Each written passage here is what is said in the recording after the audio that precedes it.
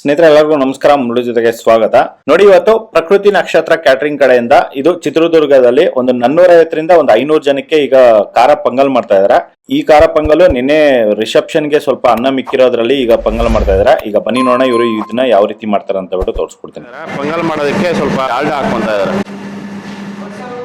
ವನಸ್ಪತಿ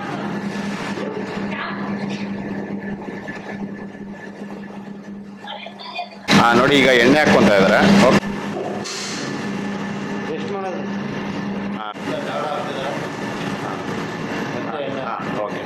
ನೋಡಿ, ಒಂದು 3/4 ಲೀಟರ್ ಅಷ್ಟು ಎಣ್ಣೆ ಹಾಕೊಂಡಿದ್ದಾರೆ, ಮತ್ತೆ 1 ಲೀಟರ್ ಡಾಲ್ಡಾ ಹಾಕೊಂಡಿದ್ದಾರೆ. ನೋಡಿ, ಈಗ ಜೀರಿಗೆ ಹಾಕ್ತಾ ಇದ್ದಾರೆ. 1.5 ಅಡಿ ಅಷ್ಟು ಜೀರಿಗೆ,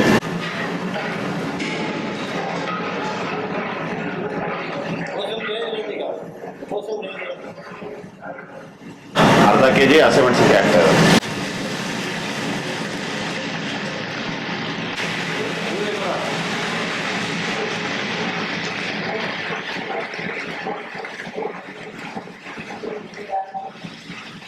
ನೋಡಿ, ಈಗ ಎಷ್ಟು ಬೇಡ, ಎಷ್ಟು ಕೆಜಿ ಅದು?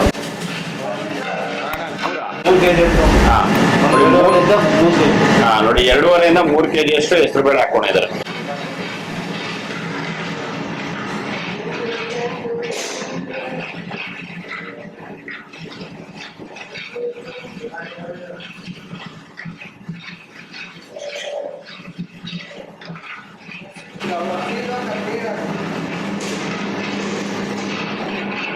ನೋಡಿ, ಈಗ ಗೋಡಂಬಿ ಹಾಕ್ತಾ ಇದಾರೆ. ನೋಡಿ, ಒಂದು 2 ಇಡಿ ಗೋಡಂಬಿ. ನೋಡಿ, ಒಂದು 50 ಗ್ರಾಮ್ ಅಷ್ಟು ಕಾಳು ಮೆಣಸು ಹಾಕ್ತಾ ಇದ್ದಾರೆ.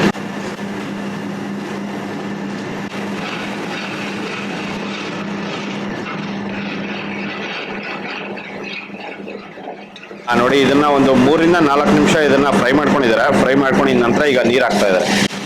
ಇದು ಬಿಸಿ ನೀರು.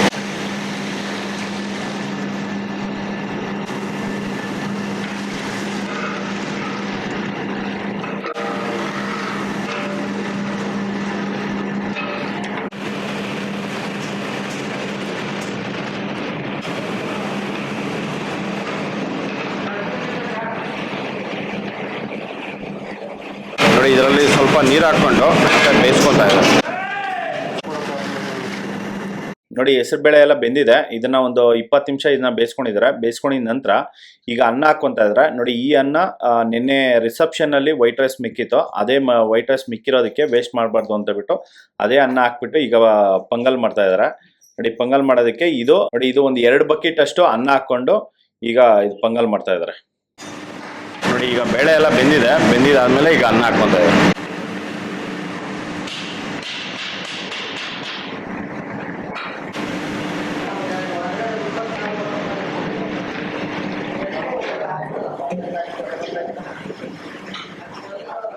ನೋಡಿ, ಅನ್ನ ಹಾಕಿ ಒಂದು 15 ನಿಮಿಷ ಇದನ್ನ ಬೇಯಿಸ್ಕೊಂಡಿದ್ದಾರೆ. ಬೇಯಿಸ್ಕೊಂಡಿದ ನಂತರ ಈಗ ಒಂದು 2 ಇಡಿ ಉಪ್ಪು ಹಾಕೊಂಡಿದ್ದಾರೆ. ನೋಡಿ, ಪೆಪ್ಪರ್ ಪೌಡರು ಒಂದು ಸ್ವಲ್ಪ ಹಾಕೊಂಡಿದ್ದಾರೆ.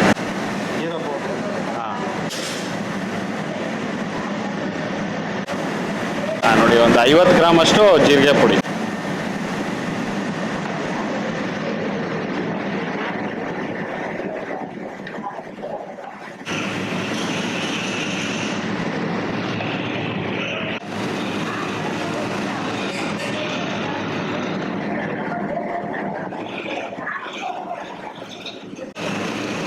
ಸ್ನೇಹಿತರೆ, ಅನ್ನ ಬೇಯಿಸ್ಕೊಂಡಿರೋದು ಇವರು ಉದುರಾಗಿ ಬೇಯಿಸ್ಕೊಂಡಿರ್ತಾರೆ. ನೋಡಿ, ಉದುರ ಬೇಯಿಸ್ಕೊಂಡು ಮತ್ತೆ ಇದರಲ್ಲಿ ಹಾಕೊಂಡು ಮತ್ತೆ ಇದನ್ನ ಒಂದು 20-25 ನಿಮಿಷ ಇದನ್ನ ಬೇಯಿಸ್ಕೊಂತ ಇದಾರೆ. ರೈಸ್ ಅನ್ನೋದು ಫುಲ್ ಹೊಡಿಬೇಕಂತೆ.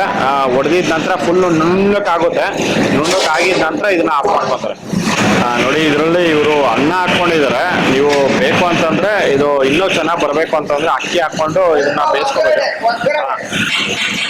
ನೋಡಿ, ಈಗ ಒಗ್ಗರಣೆ ಹಾಕೊಂತ ಇದ್ದಾರೆ.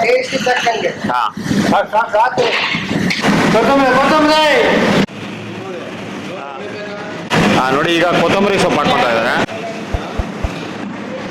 ನೋಡಿ, 1 ಕಟ್ಟು ಕೊತ್ತಂಬರಿ ಸೊಪ್ಪು. ಈಗ ನೋಡಿ, ನಿಂಬೆಹಣ್ಣು ಜ್ಯೂಸ್ ಹಾಕೊಂತ ಇದ್ದಾರೆ. ಒಂದು 5 ನಿಂಬೆಹಣ್ಣು. ನೋಡಿ, ಈಗ ನಿಂಬೆ ಹುಳಿ ಹಾಕೊಂಡು ಈಗ ಸ್ಟವ್ ಆಫ್ ಮಾಡ್ತಾ ಇದ್ದಾರೆ. ನೋಡಿ ಇಷ್ಟು ಮಾತ್ರ ಇದನ್ನ ಗಟ್ಟಿ ಇರಬೇಕಾಗುತ್ತೆ. ನೋಡಿ ಈಗ ಸ್ಟವ್ ಆಫ್ ಮಾಡಿದ್ದಾರೆ.